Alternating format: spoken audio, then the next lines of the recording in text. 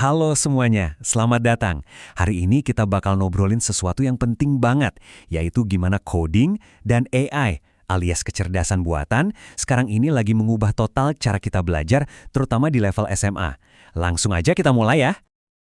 Oke, kita mulai langsung dari pertanyaan yang jujur aja cukup nusuk. Di dunia yang lari kenceng banget kayak sekarang, berkat teknologi, apa sekolah kita udah ikutan lari atau masih jalan di tempat? Nah, ini nih masalah utamanya yang mau kita bedah bareng-bareng. Jadi, ini dia nih mindset shift-nya. Dulu mungkin kita mikir coding atau AI itu cuma buat anak IT ya kan? Wah, udah nggak gitu lagi sekarang. Ini udah jadi kayak literasi baru sama pentingnya kayak membaca atau berhitung. Mau kamu belajar biologi, ekonomi, bahkan seni, skill ini bakal kepake banget buat mecahin masalah. Yuk kita masuk ke bagian pertama. Kita mau bedah dulu nih, kenapanya? Kenapa sih perubahan di dunia pendidikan ini jadi sepenting dan semendesak itu? Gini deh, yang perlu kita garis bawahi, ini bukan cuma soal jago pakai aplikasi terbaru di HP. Itu sih gampang. Tapi yang lebih dalam dari itu adalah kita ngerti logikanya, ngerti cara kerja di balik layar. Kenapa? Biar kita bisa pakai teknologi itu buat menyelesaikan masalah-masalah yang beneran rumit. Nah, cara berpikir baru yang canggih ini ada namanya loh. Namanya computational thinking atau berpikir komputasional. Apaan tuh? Yuk kita lihat bareng-bareng. Oke, jangan panik dulu dengar namanya berpikir komputasional. Ini bukan berarti kita harus jadi robot atau mikir kaku kayak komputer. Justru sebaliknya. Ini soal gimana kita sebagai manusia bisa minjem cara kerja komputer yang super logis dan terstruktur buat mecahin masalah apapun di hidup kita. Anggap aja ini kayak resep rahasia buat mecahin masalah. Resep ini punya 4 bahan utama atau pilar. Pertama, dekomposisi. Gampangnya, masalah segede gaban kita potong-potong jadi kecil biar gampang diurusin. Kedua, pengenalan pola. Kita cari-cari nih, ada nggak sih kesamaan atau tren dari masalah-masalah kecil tadi?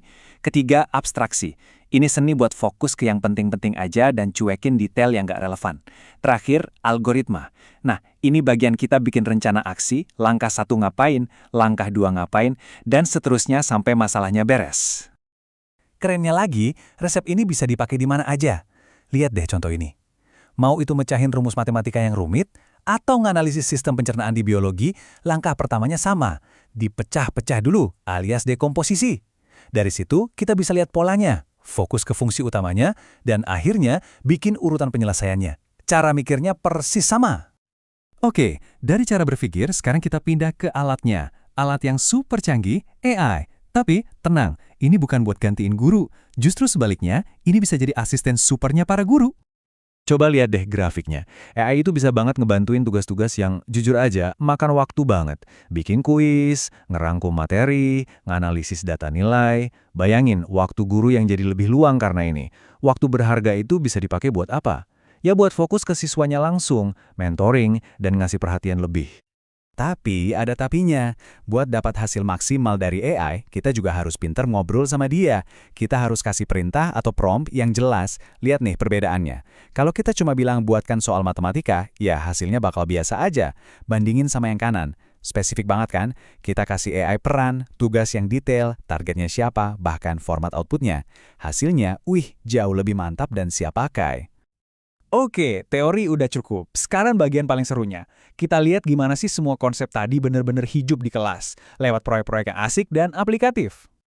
Proyek pertama, kita sebut aja Dokter Daun AI. Kedengarannya canggih ya.